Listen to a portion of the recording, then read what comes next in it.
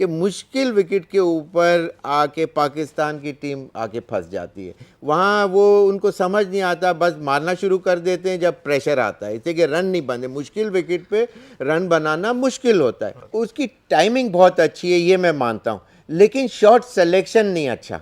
Shot selection 6 के 6 ball थोड़ी वो आपको लूज देगा, उसमें से 1 से 2 बॉल आएगी या अगले ओवर में वो बॉल आएगी। तो नेचुरली ये T20 के मैचेस ज़रूर हैं, लेकिन इसका मतलब ये नहीं है कि आप सिर्फ छक्के ही मारने की कोशिश करें। चौका भी बाउंड्री क्रॉस करता है और उसमें आप सेफ्टी भी होती है।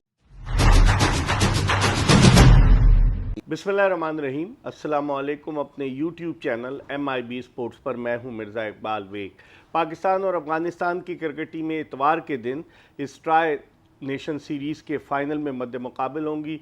जो आज मैच हो रहा है वो उसका इस नतीजे पर कोई असर नहीं पड़ेगा, क्योंकि आज अफ़गानिस्तान और मुत्तहिदा अरब अमारात खेलेंगे, लेकिन सबकी नज़रें अफ़गानिस्तान बमुकाबला पाकिस्तान मैच पर मरकूज़ हैं। जिस अंदाज से अफ़गानिस्तान ने पाकिस्तान के ख़िलाफ़ 18 रन से फ़तह हासिल की, उसको देखते हुए अफ़गानिस्तान को फेवरेट करार दिया जा रहा है। हमारे साथ मौजूद हैं पाकिस्तान के former test openers, former selector Shoaib Mohammad, जो 7 सेंचुरियाँ टेस्ट मैचेस में जो शोएब ने बनाई, उनमें से 5 सेंचुरियाँ मुसलसल इन्होंने न्यूजीलैंड के खिलाफ स्कोर की और इनका बड़ा शानदार रिकॉर्ड रहा है। 211 first class matches Shoaib Mohammad खेले, 45 टेस्ट मैचेस के अलावा। इनसे बात करते हैं। शोएब, सबसे पहले तो ये बताइए कि आप देखते कैसे हैं? अब तो धड़का लगा रहता है कि UAE से धड़का लगा रहा था, अब अफगानिस्तान से भी धड़का लगा हुआ है, आप कैसे देखते हैं?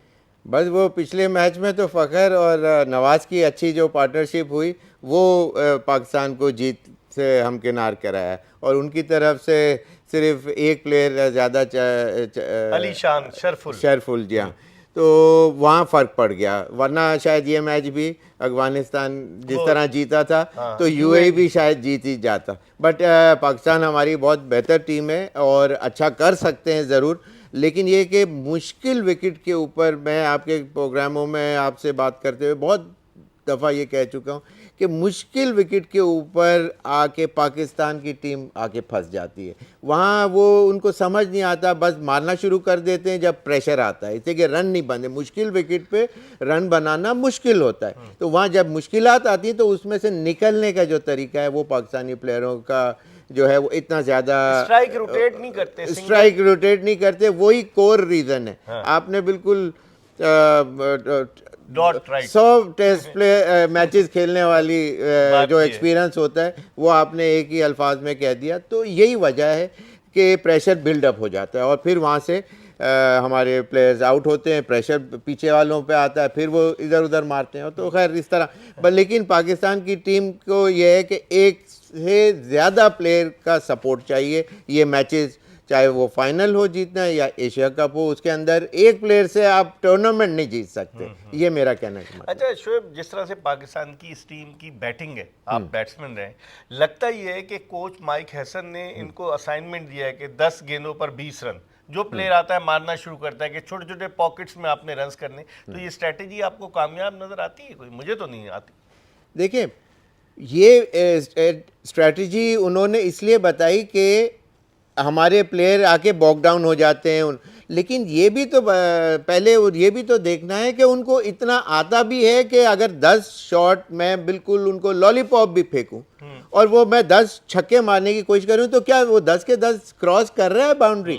नहीं करते। हमारे प्लेयरों के शॉट क्रॉस नहीं करते। अक्सर बड़ी बाउंड्री, जैसे कल 70 गज की जो बाउंड्री थी उसमें हमारे प्लेयर आउट होना शुरू हो गए, वरना वो आम छोटे 55 गज की बाउंड्री पे वो आउट, वो छक्के हो जाते। तो यहाँ फर्क है, दिमाग यूज करना होता है। तो हमारे प्लेयरों की जो गाइडेंस जो ऊपर से हसन साहब जो दे रहे हैं, वो ये नहीं जानते कि एक आध प्लेयर जो है वो क्रॉस अक्सर कर जाते हैं, जो कि फ़खर है, लेकिन उसके अलावा ज़्यादातर प्लेयरों की परफॉर्मेंसेस ट्रैक रिकॉर्ड बताता है। मैं नहीं बता रहा, क्योंकि उनके शॉट छक्के जो मारने जाते हैं वो छक्के नहीं होते। तो इसका मतलब चौकों के ऊपर भी रिलाई करना चाहिए, सिंगल डबल्स पे भी होना चाहिए। लेकिन अभी बस वो ड्राइविंग सीट पे वो बैठे हैं तो वो जिस तरह चला रहे हैं, लेकिन ऐसे क्रिकेट चलती नहीं, इसीलिए पाकिस्तान का जो ट्रैक रिकॉर्ड जो है वो डाउन से डाउन जा रहा है। यानी आप 8वें नंबर पर हैं। यूएई टीम भी अब टफ टाइम, एक अगर उनका अगर एक प्लेयर आप यकीन करें कि दूसरा प्लेयर एक सपोर्ट कर चल जाता, देता, हाँ। दूसरा एक शरफुल के अलावा, तो ये पाकिस्तान ये मैच भी हाथ से निकल जाता। लेकिन अब पाकिस्तान 8वें नंबर पर है T20 रैंकिंग में, और पाकिस्तान की जो परफॉर्मेंस है शोएब, हमने रिजवान और बाबर को भी बाहर कर दिया है। क्या हम सीनियर तजुर्बाकार खिलाड़ियों के बगैर एशिया कप जीत सकते हैं?